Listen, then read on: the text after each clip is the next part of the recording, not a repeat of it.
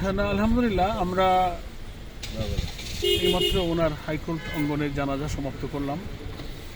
গতকাল বাংলাদেশের একজন প্রাজ্ঞ, দক্ষ, সৎ, দেশপ্রেমিক এবং একজন দিনদার আইনজীবী আমি বলবো আমাদের মাঝ থেকে বিদায় নিয়েছেন।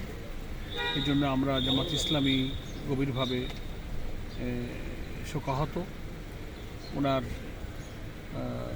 শোকাহত পরিবারের প্রতিও আমরা আন্তরিকভাবে শোক সমবেদনা জ্ঞাপন করছি।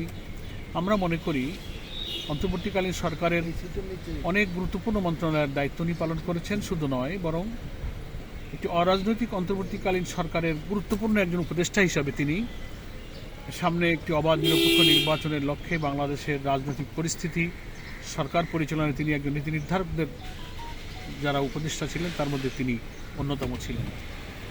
এবং তার চলে যাওয়ার কারণে আইন অঙ্গনে যে শূন্যতা তৈরি হলো, দেশের এই শূন্যতা পূরণ হতে অনেক সময় লাগবে।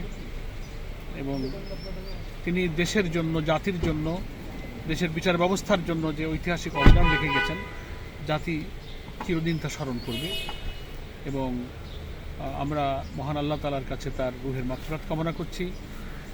বাংলাদেশ জামাত ইসলামীর সম্মানিত আমির গতকালকেই তার ইন্তেকালের খবর পেয়ে তার বাসভবনে ছুটে গিয়েছেন, সহানুভূতি জানিয়েছেন, পরিবারকে সান্ত্বনা দিয়েছেন। এবং আমরা গণমাধ্যমে দেশ এবং দেশ বিদেশ সকলের কাছে ওনার ইন্তেকালে গভীরভাবে আমাদের যে শোক সমবেদনা আমরা প্রকাশ করেছি এবং ওনার মাগফিরাত কামনা করছি। Thank you. ধন্যবাদ।